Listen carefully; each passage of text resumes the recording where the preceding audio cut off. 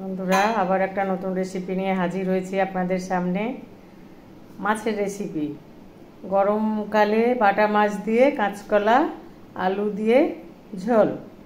আপনারা দেখতে থাকুন বন্ধুরা, আমি কিভাবে মাছ তৈরি করি।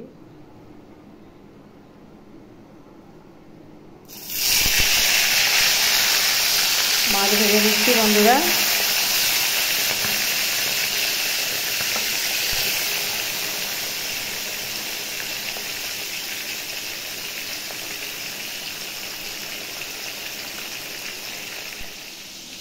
মাছ ভাজা হয়ে গেছে বন্ধুরা, এই তুলে রাখলাম। এবার ঝোল করব, আপনারা দেখবেন কীভাবে রান্না করি।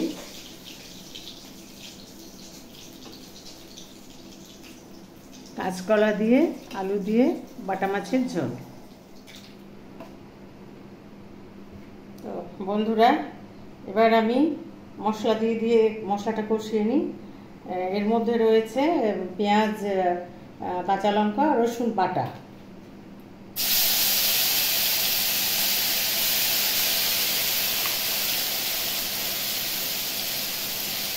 পরিমাণ মতো হলুদ গুঁড়ো, স্বাদ মতো লবণ, জিরে ধনে গুঁড়ো, কয়েকটা কাঁচা লঙ্কা। বন্ধুরা, মশলাটা একটু কষিয়ে নিই সামান্য। এর মধ্যে দিয়ে দিলাম কাঁচকলা আলু লম্বা লম্বা করে কেটে। এটাও প্রায় সাবেকি আমলের রান্না, খুব সুন্দর রান্না।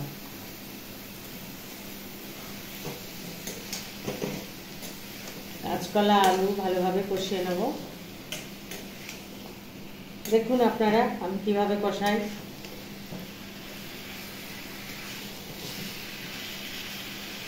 গরমকালে এই রান্নাগুলোর জুড়ি নেই বন্ধুরা, আপনারাও রান্না করবেন, দেখবেন খুব সুন্দর রান্না। কাঁচকলা অনেকেই খেতে চায় না, কিন্তু এইভাবে যদি আপনি রান্না করেন হাত থেকে ভাত খাবেন। শুধু একমাত্র মাছ দিয়ে ঝোল করলেই হবে, আর কিছু লাগবে না আমাকে। তো আপনারা দেখতে থাকুন। বন্ধুরা, আমার কাঁচকলা আলু মশলা দিয়ে কষানো হয়ে গেছে। এবার পরিমাণ মতো জল দিয়ে দেবো। দিয়ে দিলাম পরিমাণ মতো জল।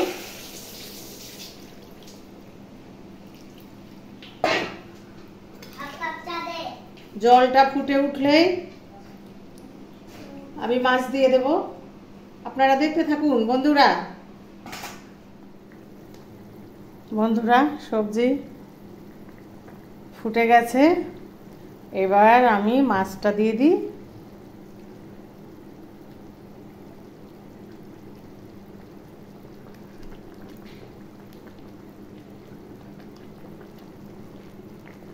একেবারে জ্যান্ত ছিল মাছটা,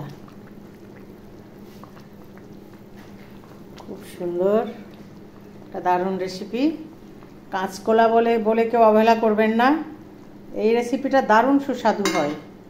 আপনারাও ট্রাই করে দেখবেন, খাবেন রান্না করে, অতিরিক্ত সুন্দর রান্না। পরবর্তীতে ইলিশ মাছ দিয়ে কাঁচকলা দিয়ে ঝোল দেখাবো আপনাদের।